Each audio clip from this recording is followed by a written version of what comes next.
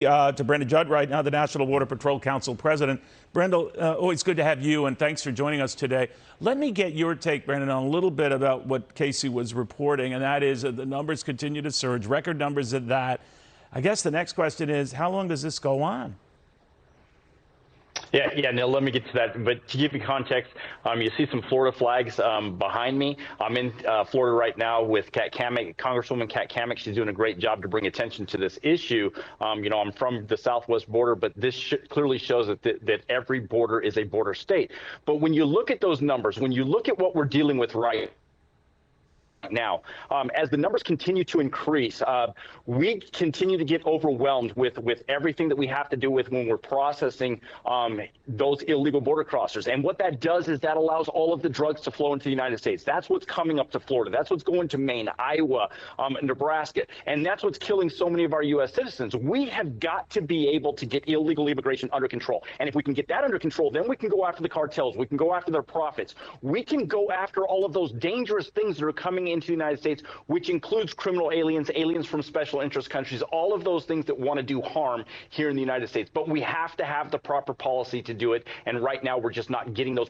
We're not getting the policy, nor are we getting the programs or operations. You know, Brandon, we had a guest on in the last hours talking about many of these migrants who are arriving via bus at places like New York City. I believe 5 or 6 such buses filled this past weekend, arriving at the New York Port Authority.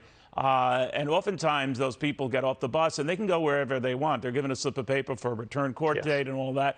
But where they go and how they're set up, no one's tracking them. And I'm wondering, this one particular guest was talking about the possibility that they have to then pay back some of the cartels that might have gotten them across the border in the first place. And that heightens the danger because we don't know where they are, but we know where some of them are doing someone else's bidding, and it's not good bidding. No, absolutely. And they do have to pay back the cartels. When you look at these individuals right now that you're seeing coming off the bus, those individuals do not have $6,000 in their pocket to give to the cartels up front. And depending upon where you're coming from, if you're coming from China, you're paying upwards of $35,000 to $50,000. Now, I make a very good living, and I don't have that just sitting around to give to cartels.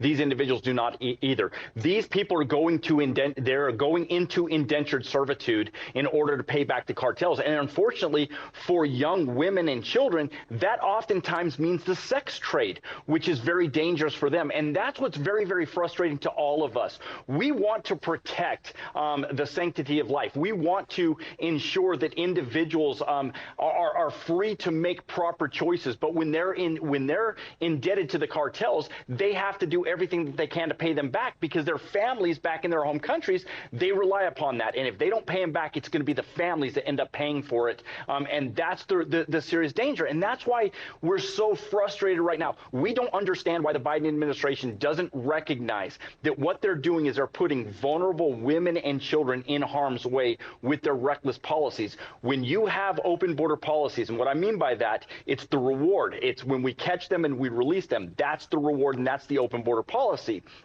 When you have that, all you're doing is endangering human life, and that doesn't make sense. Yeah, including the people who got over the border. Thank you very, very much. Brandon Judd. Again, we were showing you a live shot of the border right now, drone shot. That is ground zero in all of this, and it continues to be. Subscribe to the Fox News YouTube channel to catch our nightly opens, stories that are changing the world and changing your life. From Tucker Carlson tonight.